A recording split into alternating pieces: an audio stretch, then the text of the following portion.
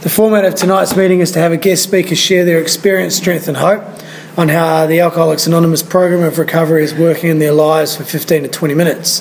Tonight we have asked Josh to share. Thanks, Josh. Thanks. Are you going to be talking to me? Yep. Oh, good. Because I'm an actor, you know, so I love the sound of my own voice, you know. Josh, alcoholic. Hey, Josh. And it's really good to be here tonight, really good to be sober. I want to say thanks to Matt for asking me to share. It's always an honor and a privilege to share at a meeting of Alcoholics Anonymous. The only reason why I'm standing here today is because of Alcoholics Anonymous and because of the 12 steps and because I've gotten in contact with a higher power. That is the only reason I'm able to stand up here today, and the only reason why I haven't had a drink in a little over 13 years. There is nothing in my life today that works. Well, I shouldn't say nothing that works except for Alcoholics Anonymous, but it doesn't work to the same level of efficacy that Alcoholics Anonymous does. If I have a problem, I've always found the solution in the big book, in the 12 steps, and with a higher power. I've never, ever had a problem that was too big for God to handle. And with that, I'll start in on my story, which is that I grew up in Marin County, California, and if you don't know where that is, I'm not surprised, not a lot of people do. It's just a tiny little area just north of San Francisco, and I grew up with hippie parents. Marin County is the area that when the 60s ended, the hippies who cut their hair, got jobs, and started families, that's where they moved because the housing prices were cheap and the schools were good. So I'm a product of that area. Just to give you a little bit of background of all the the drugs that parents were using. I grew up with members of the band The Grateful Dead. I grew up with some of their kids. My best friend not my best friend, but one a good friend of mine grew up in the house that Janis Joplin died in. There was people who were around the music industry giving kids drugs and alcohol, and there was just no idea that there should be some sort of this was not a good idea, that to fill children full of bad ideas and alcohol. So when I got to the age of 12 years old, I had been feeling restless, irritable, and discontent, from an early time. I always I never really fit in. I tried to play sports, I tried to hang out with jocks, and I didn't really do very well. I tried to play video games, and be one of those kind of nerd kids, but I was terrible at video games. My friends would invite me over to play video games with them so they could beat me and then feel better about themselves. Kind of the same way that I drank, I would drink to feel better about myself. So when I got to the age of 12, I had already tasted alcohol before that, but I was at a religious kind of festival where you're supposed to drink 4 cups of wine, and kids are supposed to drink grape juice. But I thought, grape juice is purple, wine is purple, nobody's going to know the difference.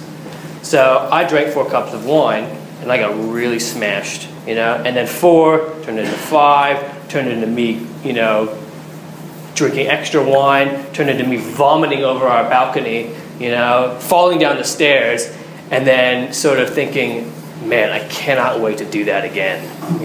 That was fun. So a little while later, I went over to my friend Dan Sadowski's house. And Dan was a little bit older and a little bit cooler, and he made Mai Tais, and then we lit off firecrackers, and then he introduced me to marijuana, which I immediately took to. Then we huffed spray paint. So that was the second time I drank.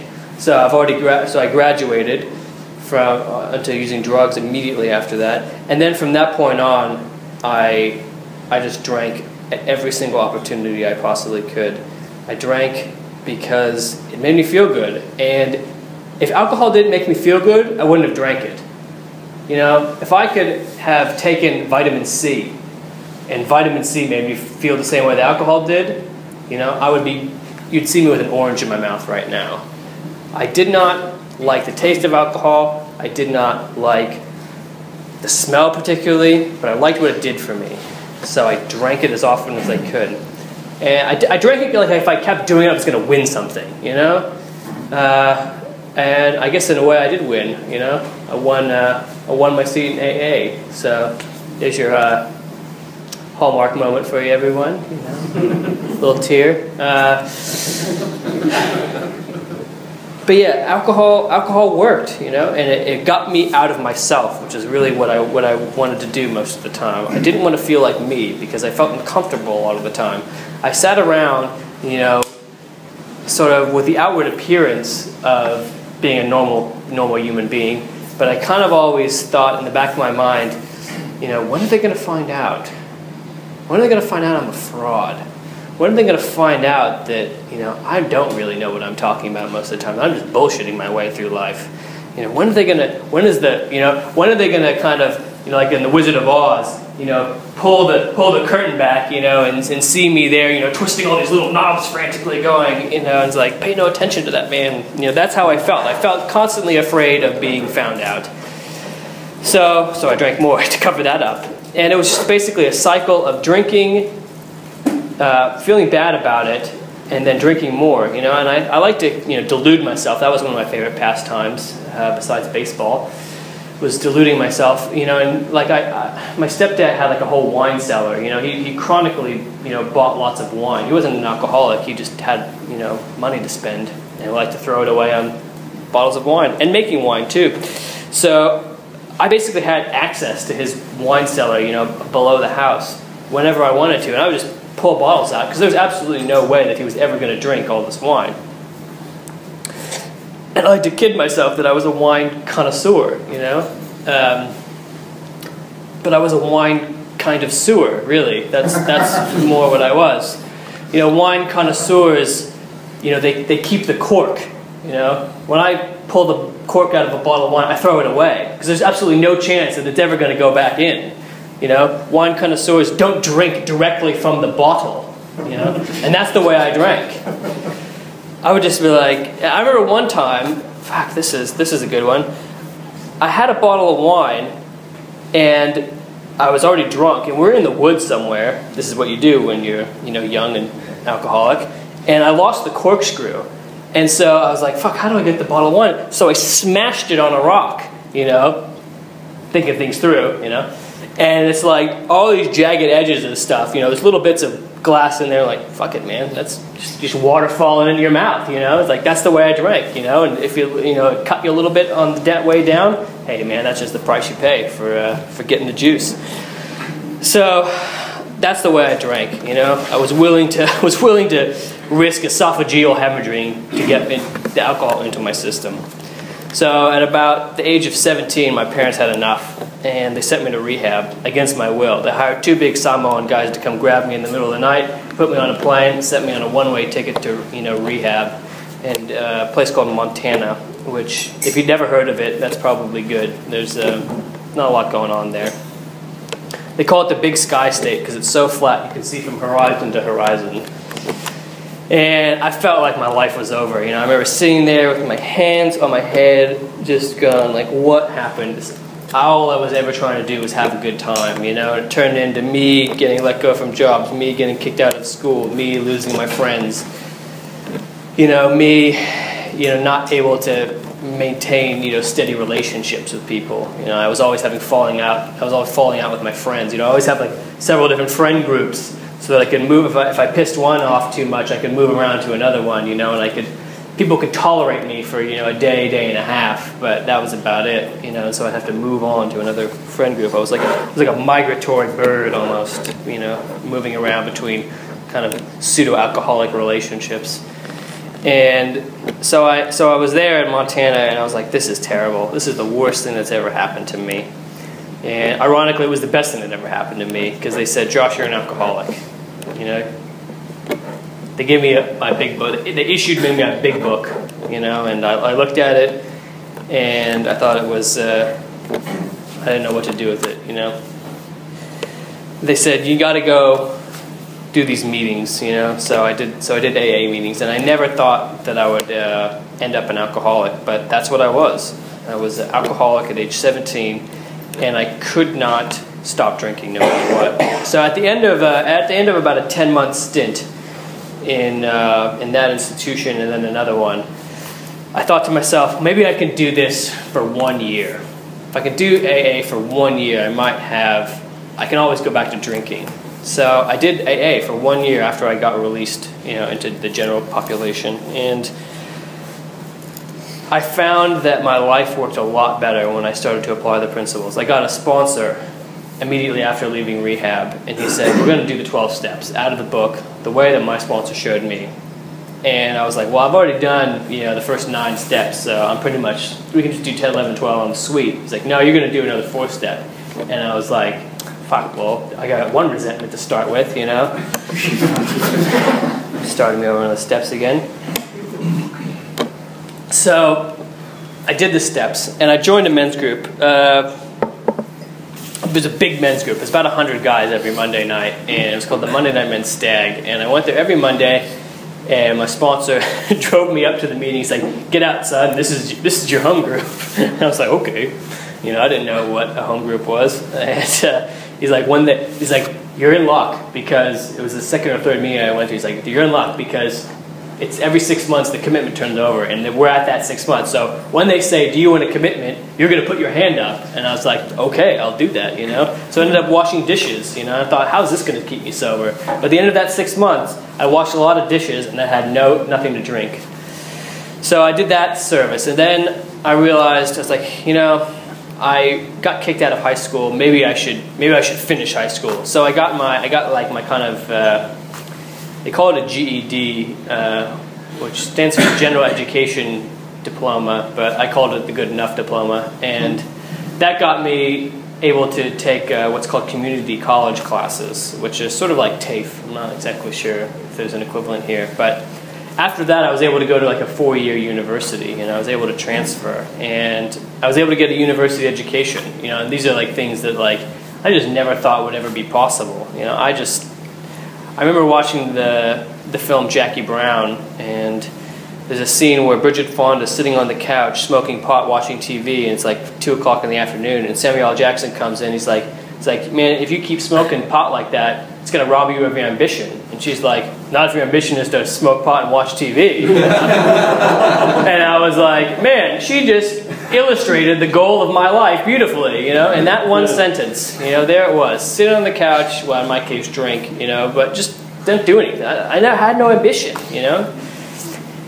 So I went to university, and then after a while, they're like, well, you can do this study abroad thing, and I was like, okay, study abroad. What's her name? Okay, sorry, that's a bad one. That one gets the badumch. But they said you could go to Queensland, and I was like, ooh, Queensland, that sounds magical. So I transferred, and I did a semester in Queensland, and I found I really liked it there. And then so I went back and studied some more, and I met my girlfriend, and we fell in love, and that's how I got to this part of the world. So after that, I had to get involved in meetings in Brisbane, and had to get a new sponsor, and that was difficult, but I did it. And I felt like my recovery grew from there. Every time I've moved like 5 times in sobriety, I've always had a sponsor, I've always had a home group, and I've always had a service commitment. I don't think that makes me special. I just think that makes me sensible, because every time I hear someone sharing from the floor about who's relapsed after they've been sober for a while, the first thing to go is always meetings. Like, oh, stop going to meetings, It's like, oh, stop calling my sponsor, oh, I stopped praying, And I've never stopped doing any of that sort of stuff. And there may have been times where I've prayed a little bit less, or I've maybe gone to a few less meetings, but I've always tried to keep at least 3 meetings a week in the rotation, and that seems to work for me. And calling my sponsor once a week, it's not rocket science. I think that's the best thing about AA is it's not complicated, because through working the steps, I was able to get in contact with a higher power. And the higher power today is the most important thing in my life. And I might not always act like it, but it's important for me to say that, because by sharing that at a meeting, it reminds me that it's like I do have to keep praying, and I do have to keep meditating, I do have to keep enlarging my spiritual life. Because I always remember the Big Book story about, it's either Fred or Jim or something like that, more about alcoholism. And it says oh, Fred made a start, but he failed to enlarge his spiritual life. And then Fred got drunk. It's like, I don't want to be one of those guys. I don't want to be one of those guys who's they're like, well, Josh, he made it for a while, but then eventually he just, didn't enlarge his spiritual life and he drank. There's just too many people, too many people that I know that have gone out, and I don't know what happened to them anymore. Of the core group that I got sober with, I got sober in a really strong, at a time when young people AA in the area that I grew up in Marin County is very strong. And there's probably about me and about maybe 7 or 8 other people that are still sober, roughly from about the, now it would be about the 15 to 11 year time span. There's 10 of us, and that's like phenomenal numbers, because there's probably at least another 100 people that I got sober with around that time that are just gone, and it's like, what happens to them? I don't know. Maybe they're going to be featured on Lifestyles of the Rich and Famous any day now, but I highly doubt it. Most likely their lives are like a lot of alcoholic lives, just sort of dragging along day to day, trying to figure out how to get the next drink, and that's because that was my existence. I can't thank the people at that men's group enough. I was talking about it with Matt on the car ride over, They loved me enough, because I was so undisciplined when I came in. They loved me enough to sort of sit me down and say, sit down, shut up, face the front, eyes forward, don't smoke during the meeting, don't get up to use the toilet, take the cotton out of your ear, stick it in your mouth. When people ask you to do something, you say yes.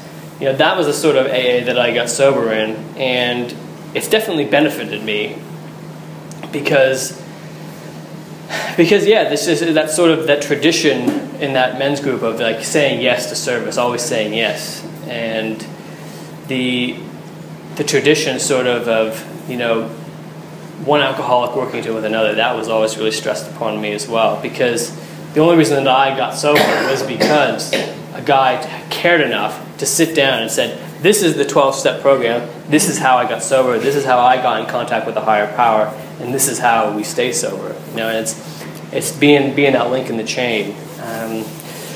And I've sponsored a few guys over the years, not very successfully. I don't know if that's a reflection upon me as being a bad sponsor or a reflection upon them as being unwilling, but I think the success rate of my sponsorship has always been 100%, because I've never wanted to drink after working with another alcoholic. I've never, ever worked with a guy, and read through step 2 or something like that, and afterwards being like, God damn, I need a drink. That was just too much. I can't handle that.